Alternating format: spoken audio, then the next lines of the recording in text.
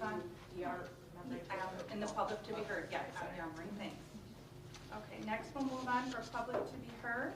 And we have Kelsey Corletto, and I think it's this packet, correct? Okay, you want to?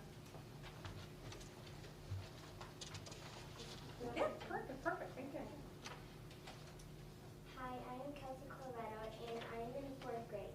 Today I would like to talk about art and joy.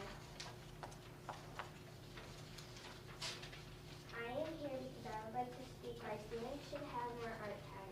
In the elementary school, we have 30 minutes of art once every 6 days.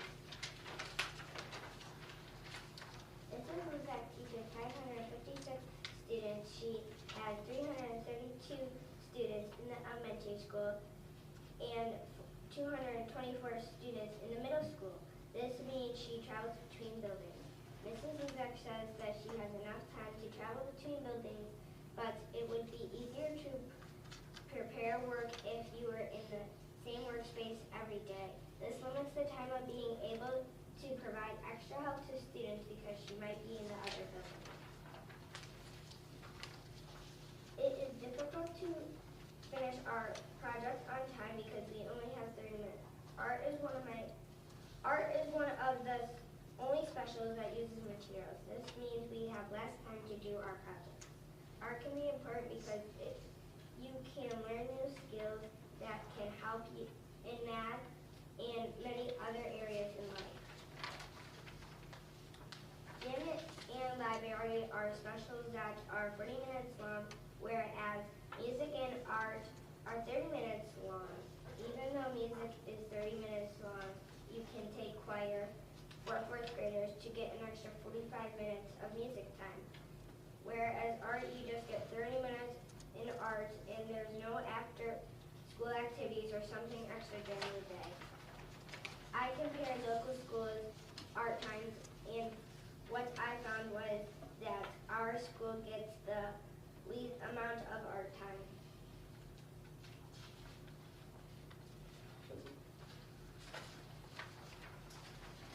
Even if the elementary time changed, it doesn't affect me because I'll be in 5th grade next year, but it could affect younger kids so they can get more time to learn new skills. Art is my passion. Art is one of my favorite hobbies. I love to learn new things and wish I had more time to do so. Art can be a lifelong skill, like fine motor skills, hand-eye coordination, problem-solving skills, creativity, and open-mindedness. This is why I think we should have more art time. Thank you for listening to me. Are there any questions?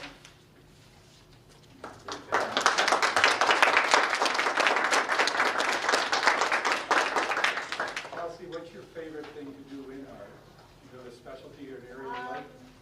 Mostly my favorite thing to do in art is do like clay and sculptures, but I also like drawing and coloring too. They like clay and sculptures are my favorite.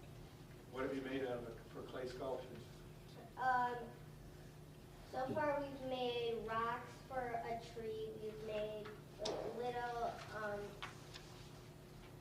truffles, and I can't think of any more, but we've probably made a few more. Good for you. So I just want to tell you that, thank you so much. It was a wonderful presentation. And I don't know about any other moms or dads, but to me, the best thing to come home is artwork from school. I still have, I think, everything Nick has made in a box somewhere, and I will embarrass him someday with all of it. But thank you so much, because it is really one of our favorite things to get home, for me anyway, as a mom. So. Do you know how much art time you're going to have next year? I'm pretty sure around 40 minutes, maybe. Okay. Probably, I'm guessing, Colleen, help me, is that every other day for half the year? Yeah, every other day for 20 weeks. Yeah. Yeah.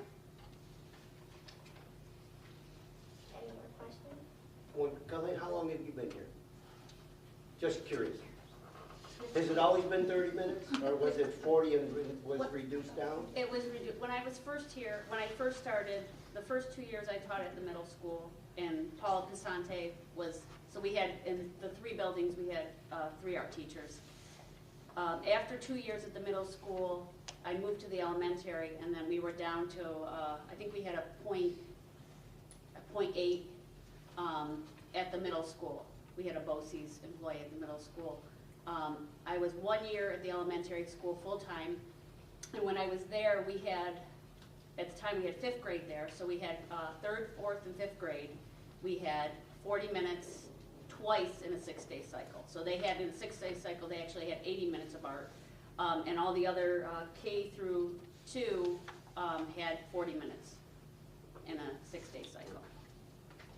So slowly, we ended up with, there was 2 of us for the 3 buildings.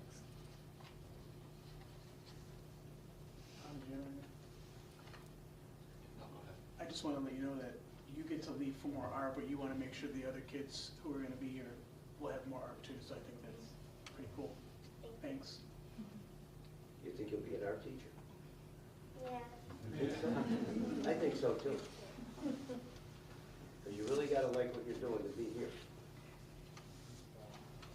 Did you create this packet? Yes, I did. My parents helped a little, but I mostly did it myself. It's very nice work. Well done. And one more question. How did you know what the other schools had? Because my mom and dad helped by emailing the schools, and I wrote down what they had. I mean, did you call friends in 3rd or 4th grade at another school? No? Just wondering. Thank you. Very good. Thanks, Kelsey. Thank you.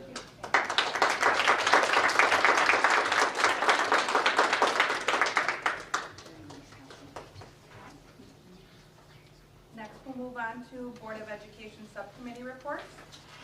No reports there? Next, we'll move on to Superintendent's report. Okay, just quickly, we have a staff development day coming up, Superintendent's Conference Day. That's, kids do not have school on March 18th, but the staff does report. We get 4 of these days a year. This is our 4th day. 2 of them usually come in September, was the first 2 days back before kids, and then we have another one in October. We are, on that day, we plan certainly at the high school, and there will be some middle school probably coming over for this as well. We do have a representative coming in to speak regarding English as a secondary language, help support our teachers, support those students that they may have in their schools. Many of those students, they do get support from what we call as an ENL teacher that Charlie spoke about in the budget workshop earlier, where we do have 1.6 full-time equivalent service from BOCES to support that need. But this will also help some of our classroom teachers be able to further assist some of those students and have better ideas of how they can further support their needs in the classroom. Also at the high school, I know well, this is throughout the district, we have, especially middle and high school, BOCES has several offerings that they're putting out on a variety of topics and instructional support programs that some of our teachers are signed up to do, and then we'll also have people work on curriculum mapping, working either grade area teams or in content area teams, supporting instructional needs, and certainly some curriculum mapping going on in there. Elementary school, I know part of the day will be focused on phonics vocabulary, continue to support the reading initiatives in the elementary school, and then also have times, which we find probably some of the most valuable time that we provide during these days is getting our grade level teams together and turning them into professional learning communities where they share a lot of ideas, things that are working in their classrooms or in certain areas, and sharing those with other classes, or building again through curriculum, instructional strategies, things of that nature. But some of that time is just allowing professionals to get together and talk the business of instruction. So that basically is what that day will be used for.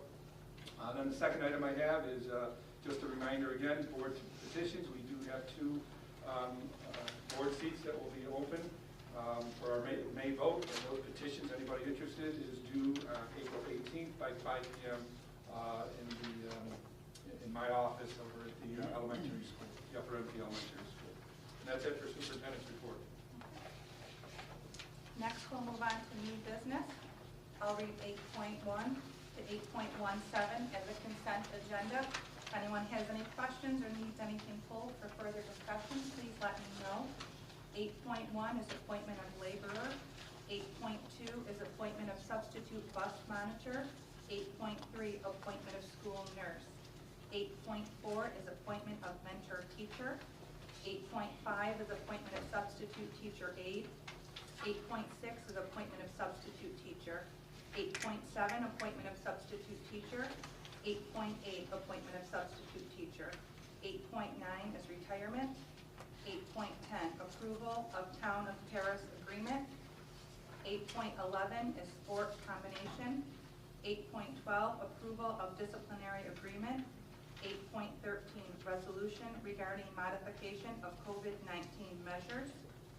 8.14, adopt 2022-2023 school calendar. 8.15, approval of minutes of the February 15th, 2022 meeting. 8.16, authorizing payment of bills approved by the claims auditor. And 8.17 is Committee on Special Education and Committee on Preschool Special Education recommendations. Does anyone have any questions or would like anything pulled for further discussion? Pull 8.9 just for Yeah. repetition. Sure. Anyone else? Okay. Then I will need a motion to approve 8.1 to 8.17 with the exception of 8.9. So moved. Tony, I'll need a second, please. That'll be Mike. All in favor? Aye. Aye. Any opposed? And I will need a motion to open discussion on 8.9. So moved. I'll need a second, please. Second. Got it? Okay. Go ahead. Yes, I just wanted to comment, as I usually do, on retirements. Dolores Jones has been with the district for 34 years, both as a teacher aide and for the most of that time as a teacher assistant. She spent the majority of that time here in the high school. It's funny, well, not funny because circumstances led to it, but we had last year we had our teacher assistants here in the high school, and there was 3 of them come over to the elementary school to provide supervision and instruction in classrooms, working in concert with teachers, which was main reason we were able to have in-person learning in the elementary school last year, right from the beginning of the school year. And it was that was a change, certainly, going from high school 9 through 12 to going to be in a K-4 building. And I will say all 3 that came to this building had a great time over there. They had a lot of admiration for what entails an elementary school day. I know Dolores specifically, had mentioned, wow, this is wonderful, but also it takes a lot of energy out. It was quite a difference, but I'll applaud her, but also applaud the other 2. I know it was May Listovich and Mallory Snow that came over, and they all took on that task with integrity, with passion, and they knew what was needed over there. And although it may not have been in their comfort zone of what they've been used to, and they do very well here in the high school, but they did a great job. And that really kind of describes Dee Jones and how she reaches out to no matter what grade level the student is in. She is a nurturing personality, kind of a nice motherly person to have here, but one who can mother and educate at the same time. And she had a great rapport with our students here. Was an advocate for her students, and somebody that's certainly going to be missed, and certainly was a great asset to our high school and to our district in general.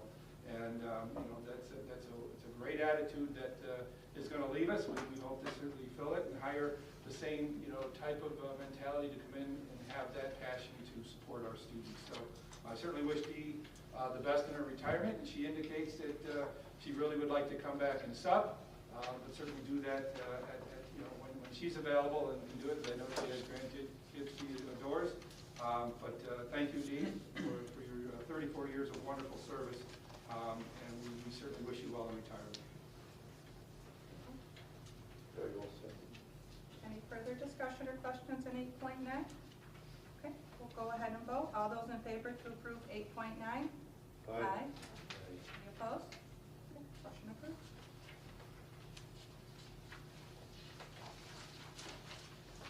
Okay, next we'll move on to item 9, which is a resolution to authorize the purchase of buses at May 17th, 2022 annual meeting. Do we have any questions or comments on item 9 before we vote? This is just our annual bus rotation purchases on our budget vote, not Correct. that we just speak of. right? Yes. Yes. Yep, and that's, just for those of you who don't know, with the buses, it's an aidable expense, 80, we would transfer 82%. So 82 cents on the dollar we get back for our bus purchases. For a rural district like us, that's extremely helpful.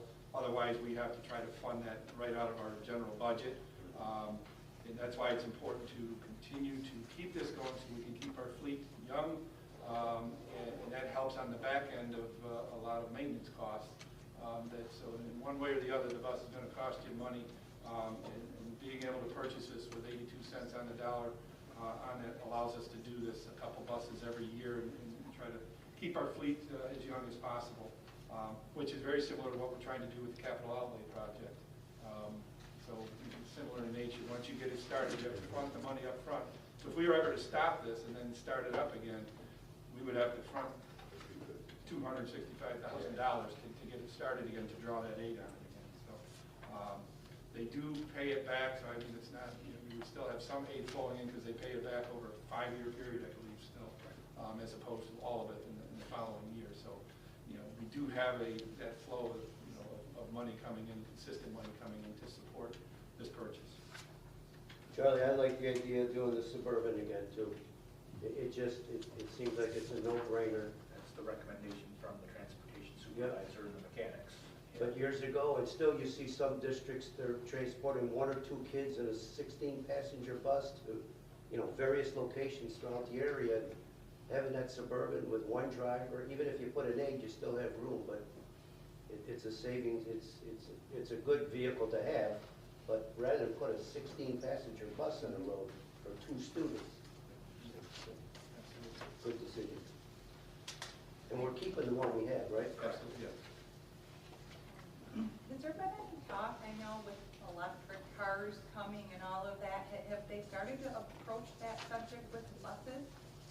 I'm sure there's got to be some sort of discussion about how that will look, because honestly, Some, it's and I not know that far off. Right, and I know there's aspirations, you know, as far as emissions, and Yeah. where buses may have to be. All the more reason to be able to maintain this program, so as some of those switch, we can, You can start you know, we to can phase out the phase out what gasoline. needs Yeah. to be phased out and keep it. I know there's some, well, propane, but I know they have some, if not all, propane buses. Really? Yes. So it's a cleaner burning gas, but yeah, I think there is, you know, that'll continue to be something that's lying ahead. Charlie, you better get the electrical outlet budget ready. Quite an undertaking from what I understand, it's very expensive, yeah. Any other questions or discussion on item 9? Okay. I'll need a motion to approve item 9. It's going to be Ron. I'll need a second, please. Second. Mike? All those in favor? Aye. Aye. Any opposed?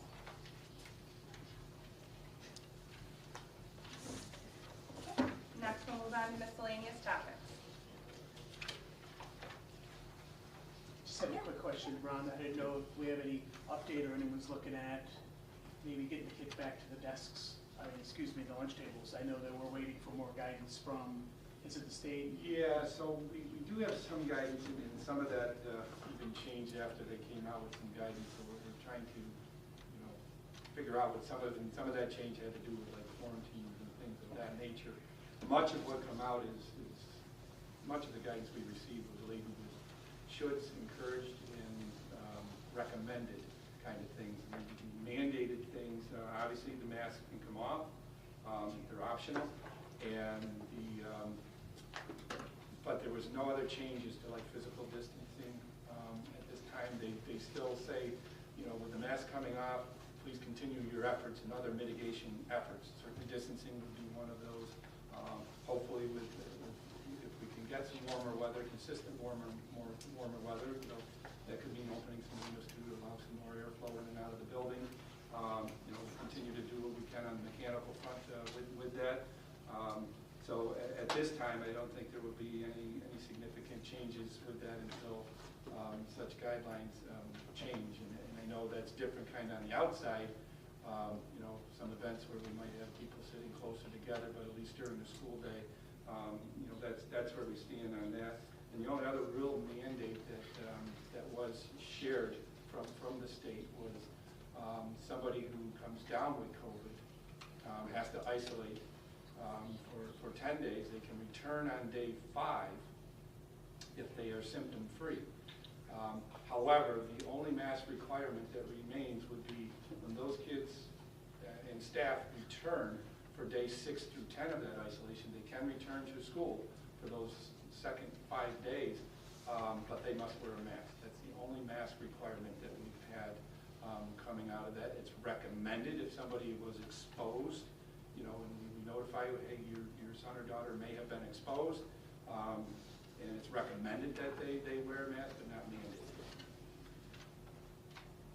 Do we have any numbers on children that were exposed and actually came down, that were on quarantine at home? I mean, like Came down with COVID after from this year? for this year, I can look. I don't have it off the top of my head, but I know we certainly have. You know, the quarantine would be well, I won't say I guess a significant number, but a fair amount compared to last year when sometimes you have to take a whole classroom out based on it. Obviously, when you were wearing the mask, the thing with the mask allowed it. You know, if you maintained your 3 feet of distancing in the classroom, you wouldn't have to quarantine just the person that was positive. But you know, now with the masks off, you know, we're still at least trying to maintain the distancing, but that's now 3 feet. Used to be the catchment for quarantine, and it's now 6 feet. So it's expanded, obviously, because you're not wearing a mask, and that's what it was last year, was the 6 feet. They reduced it to 3 feet to make it possible to bring everybody back in person last April, and then maintain that this year. So I can do some research and provide that number of positive cases that we've had to date for you. I don't have that number off the top of my head. Okay, thank you. Could I ask Mr. Putnam a question? Sure. Mr. Putnam? Yeah. Does having a 6-day elementary schedule drive the art restriction?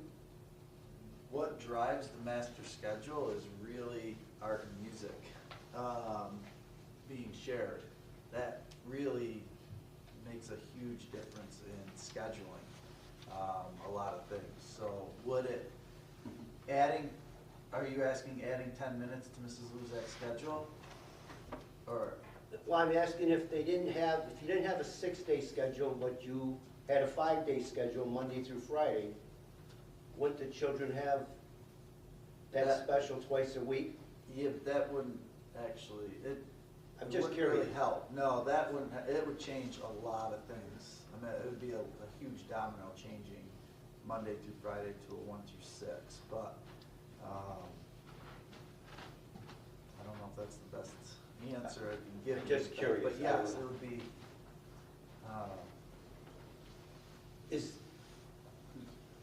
Is there something else still in a block of 30 minutes that's taken away from art or music? Mrs. Luzak's schedule is completely full at the elementary. I mean, there's not a minute that I can use because she has to have the travel time to get to the middle school for the rest of her day. So her schedule is maxed at the elementary school. Like So there's it's not so much finding time in your schedule, if she doesn't have the time in her schedule, is that what? Say that question. Is it that you don't have, it's not that you don't have the time in the elementary school, Mrs. Luzak doesn't have the time in her schedule? Yeah. Okay. No, yes, she Okay. does not have the time in her schedule Got either, it. yes, exactly. If she was at the elementary full-time, then that would open up a lot. You know, obviously, we could go back to the 40 minutes. It would it would make a world of difference in the master schedule. Yeah. I was just curious. Yeah. And how much time is at the middle school level? We do Are you spending? 40, I do the 40 minutes, 3 40-minute classes. So I do 6th, 7th, and 8th period every day For 40 minutes each? for 40 minutes each. What would that be as in a teacher's point, whatever, those 3 classes every day? 6 periods is a full. Right. 0.5, half. Okay.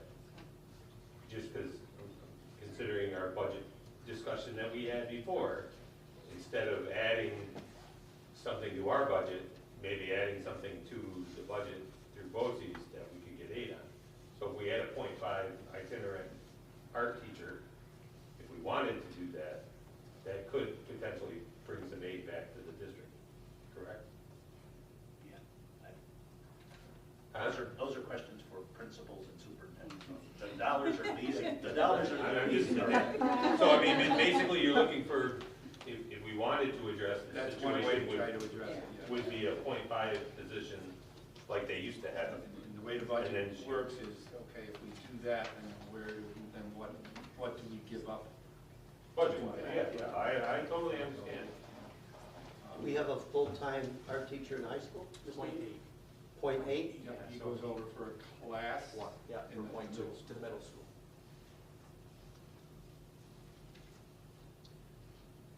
Is it possible that maybe an aide could take an extra open art time for kids that needed more time or assistance?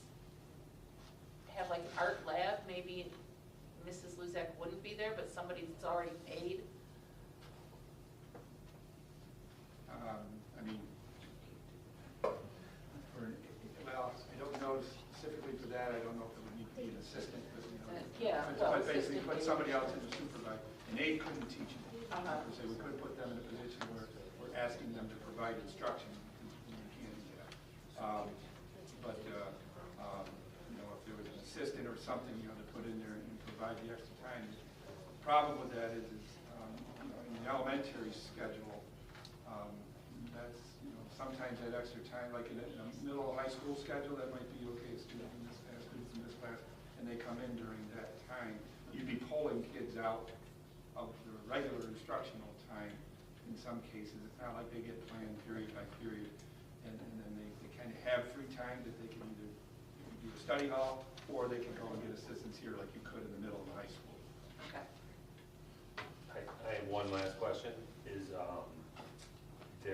has there been any discussion or any interest, as the young lady said in her presentation, about doing something after school, like an after-school club, something like that, to help supplement art activities? We do have a art club for the high school. We have not, we only have the one art club offering is for the high school, for our activities. Something that could be entertaining. Right, that's another option that maybe, you know, instead of hiring a 0.5 position, if we just could budget a little bit less money to supplement an art club to help students that are interested in art, that they could do something after school throughout the whole year. Different projects, you know, different times of year, things like that.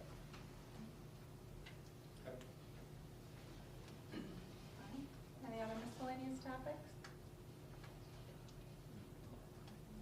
Okay.